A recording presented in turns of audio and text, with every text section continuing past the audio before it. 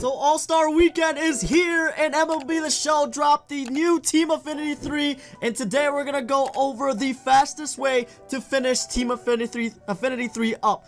You see right here, I'm at 95% on each and every single one. I wanted to wait to get this to 100% so that way I can show you what to do once you get to 95%. But this video right here will show you how I got here to this point. It's only been a few hours since Team Affinity dropped, and we're about to finish up all of Team Affinity 3 already. Before we get into that though, make sure you leave a subscribe on the channel with post notifications on so you never miss a video. Also, leave a like on this video here if it does help you out. So now, I posted a video a couple of days ago about the exchanges. That's the first thing you're gonna want to knock out of the ballpark, is to get the exchanges done. Yes, you're gonna have to spend some stubs, but it's not as much as we thought it was going to be, since they added 275,000 exchanges instead of having a 150,000 exchange in there for number 4.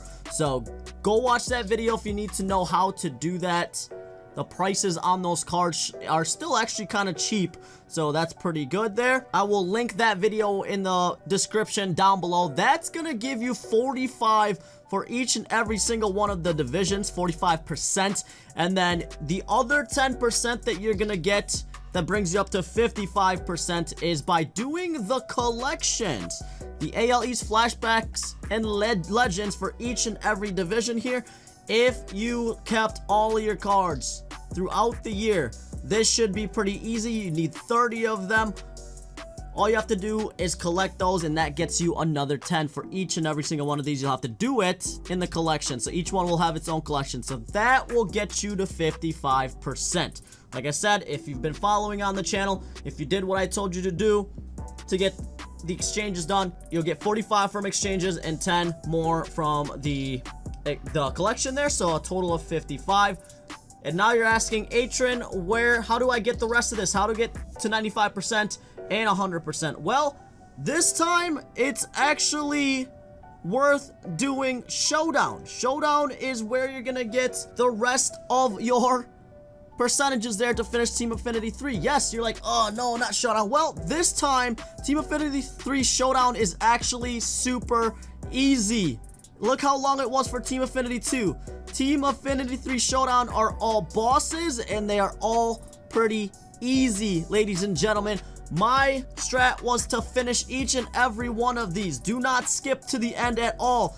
I don't care who you are. I don't care if you're the top player in the world. You should be finishing all 5 of these no matter what, because one, the 3rd and 4th boss will give you a free standard pack, and number 5 is always going to be DeGrom, and that 99 DeGrom is going to be a crazy card, and just set yourself up to finish this easier. So I'm gonna go ahead and start a draft real quick so I can show you, so that you know what to expect in the draft. Actually, before I do that, I want to go back real quick to the Team Affinities and let you know how many you need to do after you get to 55%. So if you go into one of these and go to exchanges and you exchange 5 of these vouchers, each voucher is going to give you a total of 4 Team Affinity points now instead of 3.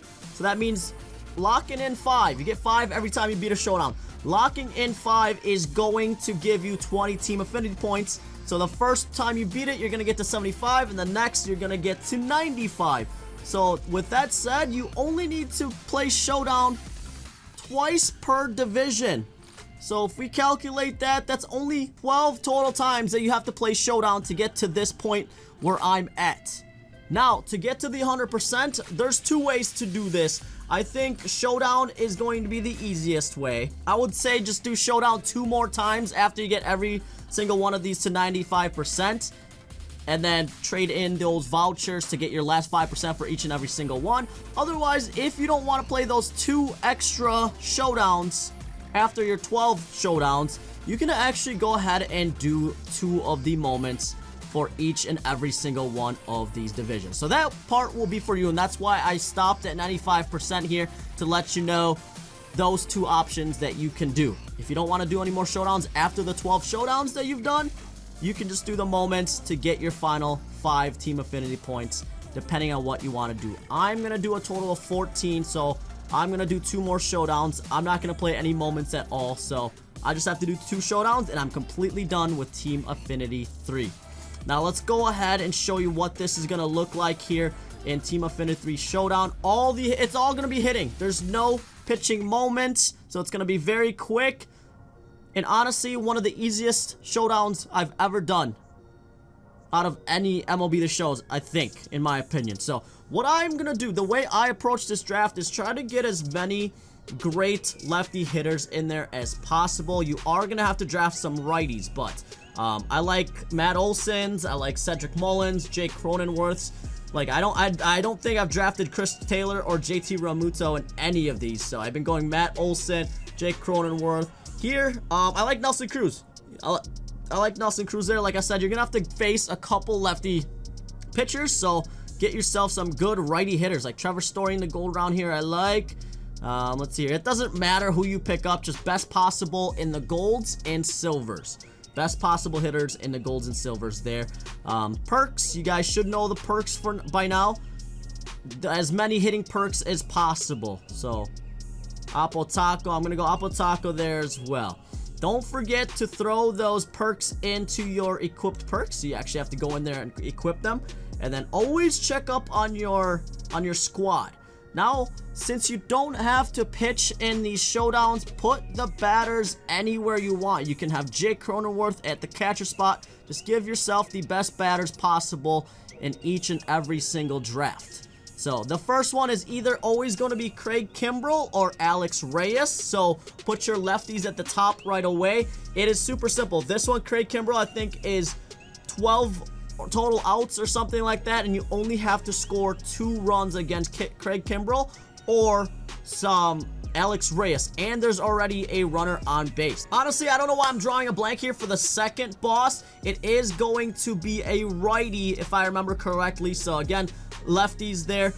Third one is going to be either Soto, so a lefty, or Josh Hader. This is where your righties are going to come into play. And then the fifth one is going to be either Yusei Kikuchi or Carlos Rodon. In my opinion, Carlos Rodon is the hardest one to beat. I failed this one time and one time only, and it was only against Carlos Rodon.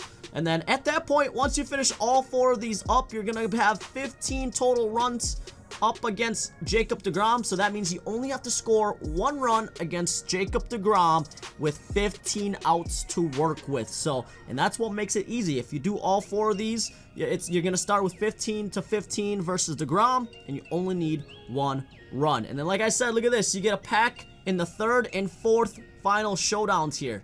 So 2 total packs each and every run. So we all love packs, but that's really it. That is the way I've been doing it, and this is the way that a lot of people are doing it too, since it is super easy to do showdowns this time around. Yes, you can do the moments if you don't like showdown that much, but I mean, showdown is basically a moment, right? A hitting moment there.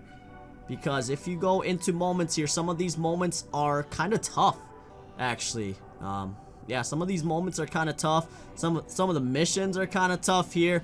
And 3 home runs, that's you might as well just play through all the rounds in showdown instead of doing all those moments. So this only took me, I had dinner in between. This only took me maybe a few hours to do. The important part was getting the exchanges done though, ladies and gentlemen, because that gives you 55% plus the collection.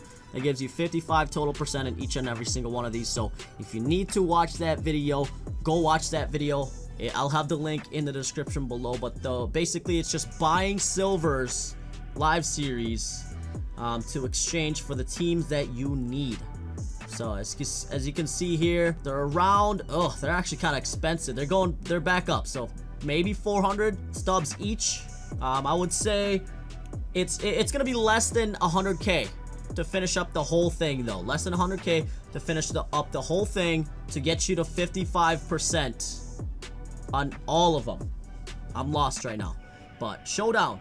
So after you get that done, do showdowns, and you're gonna be well on your way to finishing up Team Affinity and getting all of these great cards. So especially since the collections are coming out, you want to try to get these done as soon as possible, because we might see a Shohei Ohtani 99 overall in a collection, and you don't want to fall behind. So get these done. Do this strat. Let me know if you have any questions in the comments down below. I hope this helps. Thank you all so much for watching. 70% of you watch my videos but do not subscribe to the channel, so make sure you do leave a subscribe because it's completely free and it's super easy. Just hit that red subscribe button down below. Thank you all so much for watching today, and as always, I'll catch you in the next one.